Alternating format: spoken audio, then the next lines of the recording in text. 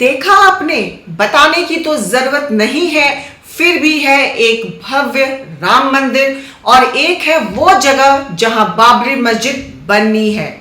जी हां, आपने सही सुना, अभी बननी है। राम मंदिर बन गया है, भव्य दिव्य और पूरे भारत की शान, प्राण प्रतिष्ठा भी हो गई और हर हिंदू का सपना सच हुआ। लेकिन एक सवाल अभी हवा में लटका है, बाबरी मस्जिद का क्या क्या हुआ उस वादे का जो मुस्लिम नेताओं और वक्फ बोर्ड ने किया था। मस्जिद के नाम पर चिल्लाने वाले ये लोग अब कहां हैं? चलिए आज इस पर बात करते हैं खुलकर, बेबाक तरीके से। नमस्कार, मैं हूं रितिका और आपका स्वागत है हमारे डिजिटल प्लेटफॉर्म पर।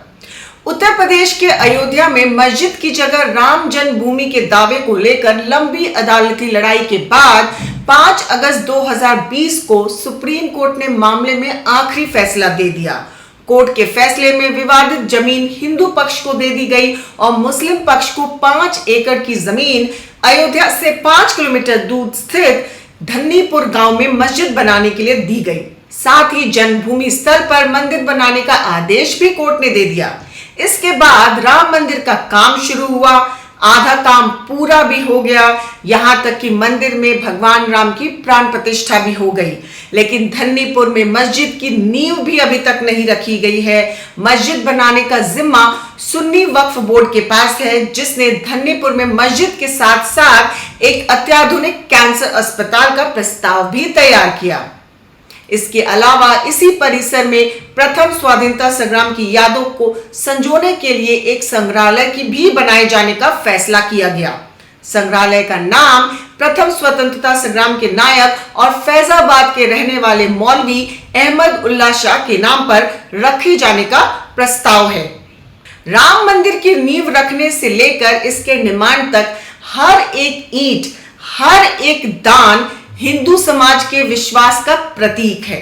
करोड़ों लोगों ने दिल खोल कर चंदा दिया, छोटे से छोटा और बड़े से बड़ा योगदान हुआ और नतीजा हमारे सामने है।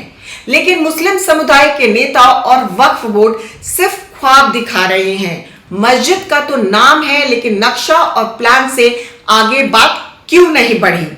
वक्फ बोर्ड यानी मुसलमानों की संपत्तियों की देखभाल करने वाला संगठन। लेकिन आज सवाल यह है कि क्या वक्फ बोर्ड सच में समुदाय के लिए काम कर रहा है या बस एक दिखावा कर रहा है?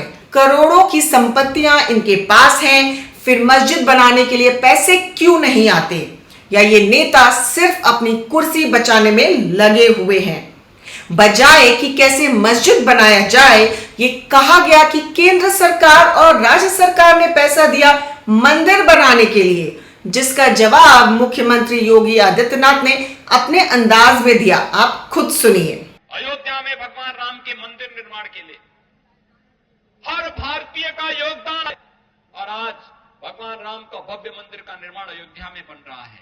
ये राष्ट्र मंदिर है, भारत की आस्था का प्रतीक का मंदिर है।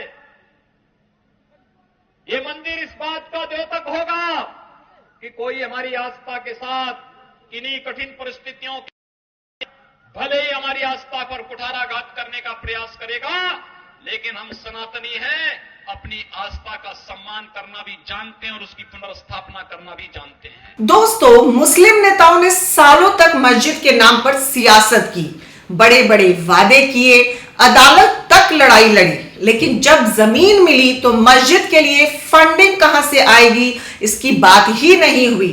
क्या यह उनकी जिम्मेदारी नहीं थी कि समुदाय को एकजुट करें और मस्जिद के लिए चंदा जुटाएं? बता दें, इस समय राम मंदिर ट्रस्ट के बैंक खाते 3 PSU बैंक में हैं।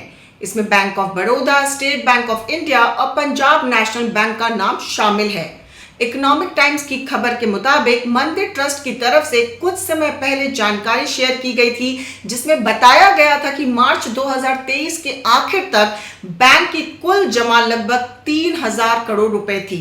वहीं ट्रस्ट ने मंदिर के निर्माण के लिए 1000 करोड़ रुपए से ज्यादा खर्च किए हैं।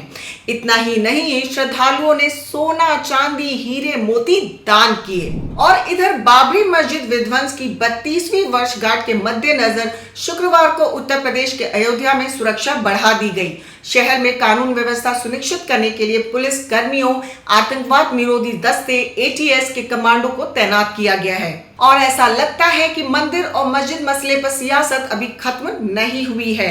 मुख्यमंत्री योगी आदित्यनाथ के एक बयान पर फिर हंगामा हुआ है। आदित्यनाथ ने कहा कि 500 साल पहले बाबर के एक सेनापति ने अयोध्या में कुछ काम किए, संभल में कुछ ऐसा ही किया और आज बांग्लादेश में जो हो रहा है वो भी देख रहा है।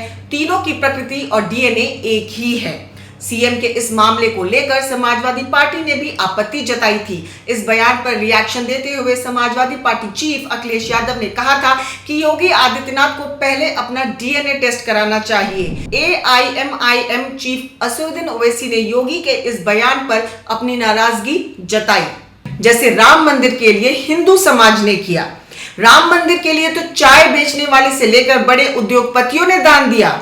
हर हिंदू ने इसे अपना कर्तव्य समझा, लेकिन मुस्लिम समुदाय में ऐसा क्यों नहीं हो रहा? क्या मुस्लिम नेताओं को मस्जिद की वाकई परवाह है या वो बस इस मुद्दे का इस्तेमाल करके अपनी राजनीतिक रोटियां सेक रहे हैं? और ये सिर्फ भारत का मसला नहीं है। अरब देश, मुस्लिम बिजनेस टाइकून और खुद वक्फ बोर्ड की प्रॉपर्टीज, इनसे भी तो मदद ली जा सकती है। लेकिन ऐसा लगता है कि हर किसी को बस मस्जिद के नाम पर बयानबाजी करनी है। काम करना है तो दूसरों से उम्मीद करना है। क्या है फिलहाल की स्थिति, ये भी हम आपको बताते हैं। मस्जिद हो या अस्पताल या फिर म्यूजियम, फैसला आने के 4 साल बाद धन्नीपुर में किसी भी निर्माण के नींव की ईंट भी अभी नहीं रखी गई है। वक्फ बोर्ड ने जमीन कब्जे में ले ली है और मौके पर सिर्फ एक बोर्ड लगा रखा है जिस पर संभावित मस्जिद का पहला प्रस्तावित नक्शा बना है।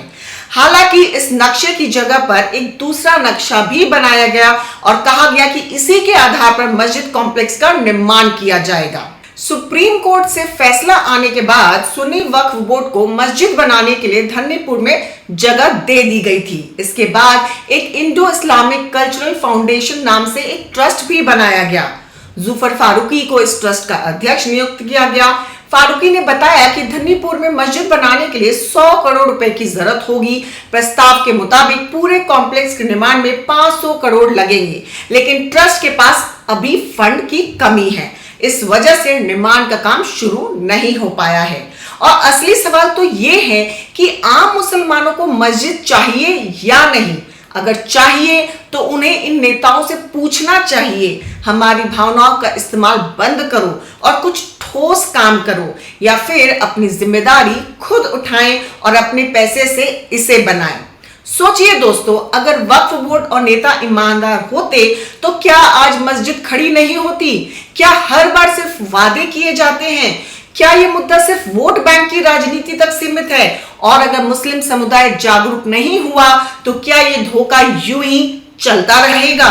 तो दोस्तों, अगली बार जब कोई नेता मस्जिद के नाम पर बात करे तो उससे पूछिए काम कब होगा, और वक्फ बोर्ड से पूछिए आपकी प्रॉपर्टीज किसके लिए हैं। क्योंकि मस्जिद अगर बनानी है तो केवल नक्शे और भाषण से नहीं, मेहनत और ईमानदारी से बनेगी।